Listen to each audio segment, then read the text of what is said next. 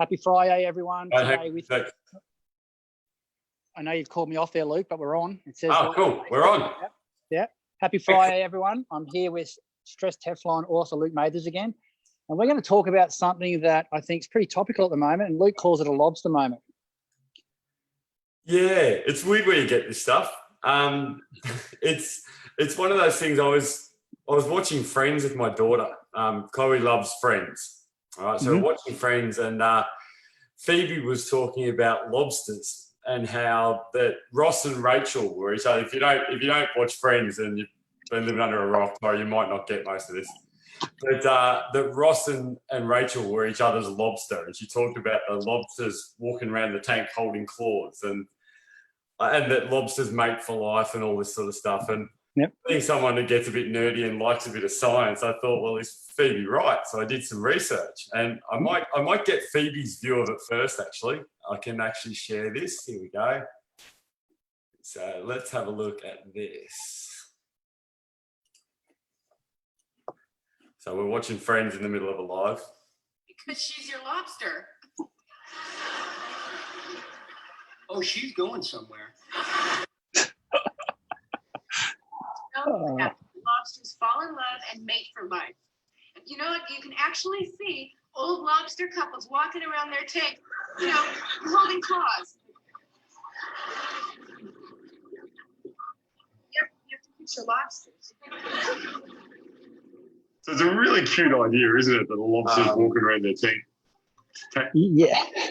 Yeah. So, mate, how does this help me at home when I've got coronavirus stress? Well, what I found out because I thought I'd do some research and find out whether lobsters did mate for life. This thing's a 10+ million year old bit of species, so it's the chances of it mating for life were pretty slim. And I actually discovered that it's not real true that females lobsters love throwing it around a little bit and don't mind mating with whoever's about. They can actually store up sperm for months on end until they ovulate. So it's Phoebe wasn't right, but in the middle of doing all this research, I came across a really cool video that talked about lobster moments and how lobsters grow. Right, and a lobster it's not like us. It doesn't have a skeleton down the middle of itself. It has a skeleton it has an exoskeleton around the outside. And the hassle with an exoskeleton is it can't grow. All right, so what happens to a lobster is a lobster gets uncomfortable. It grows inside there, the meat inside it keeps growing, and it's pushing and pushing and pushing against the sort of inside of the shell. So it gets uncomfortable.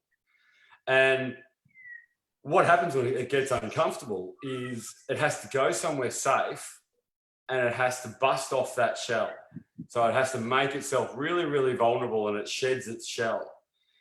The hassle with people is that when we get uncomfortable, we take Panadol, we procrastinate about things, we avoid the uncomfortable things, and we do whatever we can to sort of free up our discomfort. Whereas what a lobster does, it goes somewhere safe. And that's a really key thing with this, that you've got to be somewhere safe. And at the moment, that's a little bit hard with uncertainties of jobs and all of that sort of stuff. But you've got to then pull your tribe in, and you've got to have the people around you that are going to help you. So you've got to go somewhere safe and allow yourself to be vulnerable. Like, this is a shit sandwich for a lot of people, and they've got to acknowledge that. Yep. Then the thing the lobster does, which is super cool, is the lobster then actually sucks in a whole bunch of water. So what the lobster does, it sucks in all this water and makes itself expand. So it sort of, sort of expression, fake it till you make it. A lobster kind of does that. It fakes it while it's under a rock or hiding where it is, and it fakes it for a little while, and then it stays there long enough to let the shell grow back on the outside. And the shell grows back with the same spots, the same spikes. It looks exactly the same. It's just a bigger, better lobster. And what happens then? It expels the water, and it's got room to grow inside this little shell. Wow. All right. So the analogy of that with us, I think is really good now, that it's really easy to look at all this coronavirus. And if you're a frontline, hospital worker, I've got a nephew who's a cardiologist, and he's working his ass off, and he's working really hard. My sister's a nurse. Things are really, really hard. And, there is genuine risks, which is really sad and really unfortunate, but they're all going to come out of this better for the experience, which is a really shit thing to think about it when you're balls deep in it at the moment. But going through adversity is the only way to become the bigger, better lobster, and a lot of people are doing that now. So I guess the take-home thing from this one is that it's hard to strike off. There's hard things going on, and there's hard things going all over the place. But if we can stick to our tribes, allow ourselves to be vulnerable, we're all going to come out of this bigger, better lobsters. Now, you've mentioned two things there. You've mentioned your lobster moment, but then you've also talked about our tribe. Like, lobsters don't go under that rock together and shred their shell, do they? Like, this is a thing they're doing on their own, and then they get back in the world.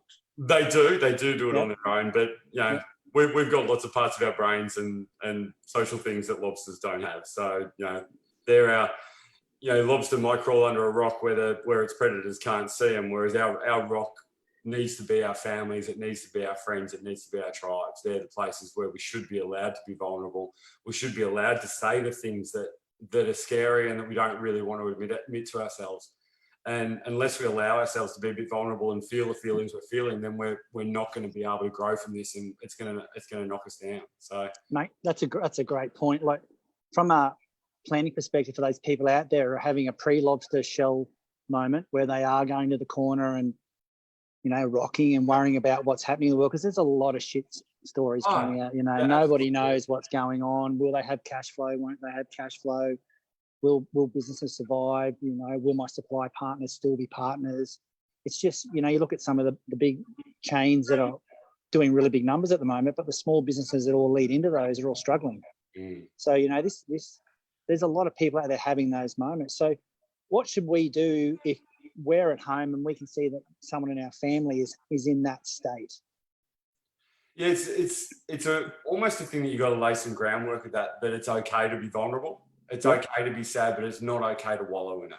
I think is probably the key. That these feelings, they're there. You can't. So if this was sales training right now, Lukey, hit me with a line. I'm in the corner. You're my sales guru. I'm not I come up with it. I'm having a bit of a rocking moment. You've walked in. You're not going to let me wallow in self-pity, but you're going to let me be a little bit vulnerable. What are you going to say to me? Mate, it's a season. It's a season, and it's going to pass. Every year when it's too hot for a while, it goes away, and winter comes around again. And every winter when it's too cold, it gets hotter again. And this is a season, and from the look of it, it's something that is actually going to last about as long as the season. Yep. We're going to come out the other end. There might be a little bit of a shit fight after it, getting ourselves back together, but we're all going to, almost all of us are going to live to grow another day. Yeah. And we're all going to come out I think we're going to come out of this bigger, better lobsters. I think we're all going to realise that some of our priorities weren't as good as they should be. And it's about time we looked at them and pulled the people closer to us that we need to. The amount of people I've called lately that I haven't called in ages, just because, I thought about them and I've got the time, and so just ring them to say hello. And I think that's one of the things we need to do now, that finding those little positives, finding those little things and catching yourself, noticing those positives. As you know, I live in Lukeland and everything's wonderful and everything's awesome there. And there's things about this that aren't Lukelandish. It's terrible, right? But the things that are Lukeland are looking after the people around you and connecting to the people who are close to you. And I think that's the most important thing we can do at the moment. So, mate, the scenario I put there was, I'm having a bad moment. What would you say to me if I find myself having a bad moment? What type of things can I? And you said reaching out to your tribe and your family. What does that mean? Like, if, say, for example, I'm having a really bad moment now because something is just going shit up at work over and over and over again. You're in an old branch song? There you go. So what do I do to stop, have that pop moment and go, you know what? Am I going to care about this in 14 days? All the things that I use to make my decision making and not have a mental breakdown every time something goes wrong. Yep. Probably are going to get yes answers now, like, shit, this still will be bad in 14 days. Fuck, what do I do? You know what I mean? Yeah. Like, there's a lot. Probably the biggest one is to look after your physiology. Okay. Right? Your fight and flight response is there to make you notice what's going on. Anxiety's there for a reason. Anxiety's there to make you pay attention. There's something that you're not paying attention to that you need to. So you're anxious for a reason. If caveman Luke didn't get anxious and didn't take notice of things, he would have got eaten by lions. He wouldn't still be here. All right. So noticing that. And if you've got a Just, line, just knowing you, caveman Luke, if you're still trying to pat it. maybe. But there's a two-way link between our brains and our bodies. And you'll notice that in times when you're being defensive, people close up a little bit. You'll notice they touch their face, which you're not meant to obviously at the moment, but they'll be small. People get small and sort of pull themselves protecting. All right. And that's it's a natural thing. It's what you watch little kids do. You step on your dog's paw by mistake. All right. That dog has no idea whether you meant it or whether it done something wrong. It'll cower in the corner and get small. One of the things you can use is that two-way connection with your body. Stand up tall, shoulders back, be big and breathe. Yeah. Just by doing that, being big and breathe. You ever watch it? There's a TED talk by a lady called Amy Cuddy, and it's one of the top 10 TED talks of all time. And she talks about being big and breathe. She does like power stances, where you sort of do all that sort of stuff. Yep. But there's a thing about using your body language to make yourself be big and breathe, and taking in those deep breaths fires up that parasympathetic nervous system. Remember we talked about the accelerating of the brakes. Yep. Fires up the brakes and calms everything down. Because when you're in an old brain shitstorm, the smart part of your brain comes offline. You don't need to be able to do maths when you're running away from tigers. Yep.